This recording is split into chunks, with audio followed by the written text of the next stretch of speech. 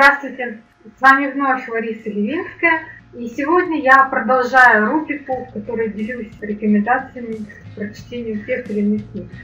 Сегодня это будет книга «План расправил плечи» американской писательницы еврейского происхождения, в прошлом нашей бывшей соотечественницы, родом из Санкт-Петербурга, Айн Рэнд. Роман большой в объеме, 3 полноценных тома, поэтому был некоторый перерыв в рекомендациях моих книг.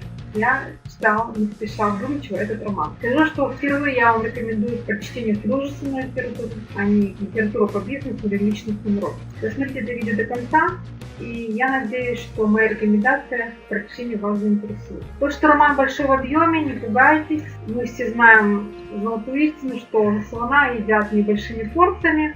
В день по 30-40 минут, сколько у вас будет позволять время, идет без желания для чтения этой книги. В английском есть такой термин, называется booking hangover, то есть переводится буквально как книжное похмелье. Когда человек, прочитав книгу, у него некоторое разочарование с реальностью происходит, к сожалению, что книга закончилась, но это моя версия трактовки этого термина. Вот именно такой booking hangover я пережила, дочитав 3-й том романа до конца. Жалко было расставаться с главными героями, хотелось узнать, чем все это закончится дальше. Сейчас я скажу сразу, что заканчивается все хорошо. У романа happy end, несмотря на довольно сложный путь, который проходит главный герой этой книги. Единственное, что мне было очень-очень искренне жаль, помощника главной героини Дэгни Таггарт, Эдди Виллис, который не хотел расставаться с поездом кометы. И ставить двигатель он не мог. Вот я думаю, что, скорее всего, так в тех прериях это будет. Ну, это моя версия, так что на самом деле было что-то нравилось. Тяжело вам описывать свое впечатление о романе, при этом не пересказывая сюжетную линию романа, но я попробую это сделать. Как нас учили со школьной скамьи. Вспомните стихотворение «Владелец заводов, газет, пароходов», такой некий буржуа с огромным животом, сигары во рту. Не помните карикатуры советских времен? Обязательно цилиндр на голове, который безобразный образ жизни. И, конечно же, эти владельцы заводов являлись нам как негативные персонажи, трудности на теле общества. Вот именно роман Айн Рэнд уверенно переломит ваше представление об этих трудностях в кавычках на теле общества. Поскольку главные герои книги – это творческие люди, бизнесмены, большие группы, промышленники, изобретатели, национализаторы, которые двигают этот мир, в буквальном смысле слова. Честно скажу, что если до этого моей самой любимой книгой был роман Достоевского Федора Михайловича «Братья Карамазовы» с его глубоко христианскими идеями, всепрощения, добра, любви к ближнему, после романа Айн Рэнд я во многом пересмотрела свою точку зрения. Я не призываю вас отказываться от христианской морали, но стоит ли вам отдавать последнюю рубашку своего тела, буквально в смысле этого слова, лишать крох своих детей и близких, если вы отдаете человеку, который этого в буквальном смысле не заслуживает. Если он бездельничает, является реально буквально будто на теле. Я вам советую прочитать роман именно в переводе Костыгина с более удачной версией. Скажу, что когда прочитала эту книгу, первым делом, конечно, заинтересовала автора романа, и же награды получил этот роман, ставший бестселлером. Но, увы, Нобелевской премии не было. Вышел роман в 1957 году. Нобелевскую премию по литературе в этом году получил Альберт Камю, французский писатель.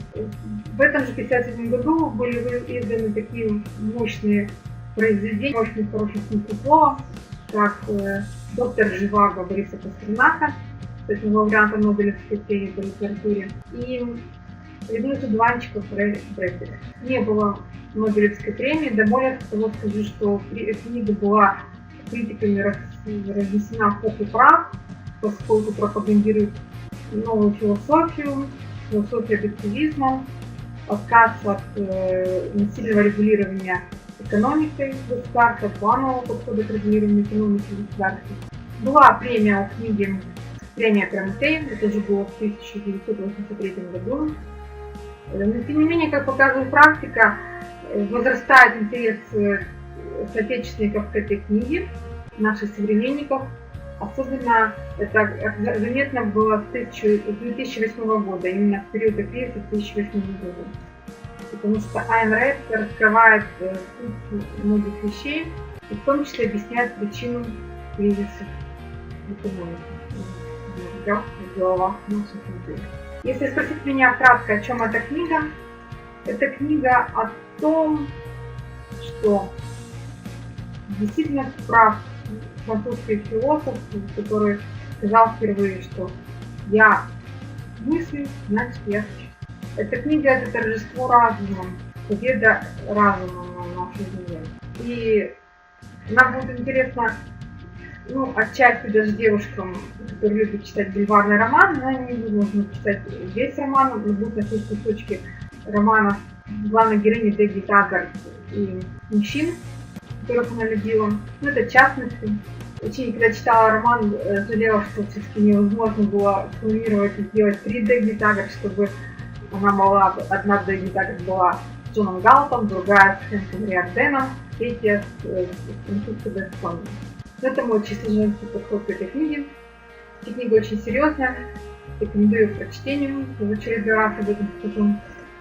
И буквально хочу небольшую цитату процитировать, которая могу объяснить, почему эта книга никогда не будет входить в школьную программу по литературе. Еще много цитат, на которые разошелся этот роман. Скажу, что речь Галта, с нее удалось выяснить, Айн Рэнд писала в течение 2 лет. Вы удивитесь, насколько она глубокая, насколько она продолжительная, речь Джона Галта. Я читаю буквально небольшой отрывок.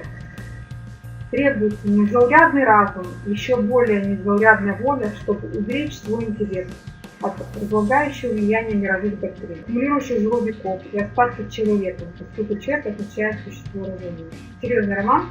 И завершу я свое небольшое видео клятвы, которая несколько раз появляется на страницах романа, клятва от Джона Галта. Клянусь своей жизнью и любовью к ней, что никогда не буду жить ради другого человека и не заставлю, не попрошу другого человека жить ради меня. Роман Айн Рэнд «Ислам расправил плечи». Надеюсь, что это видео было для вас полезным. Ставьте лайки, подписывайтесь на канал. С вами была Лариса Ильинская. До скорых встреч!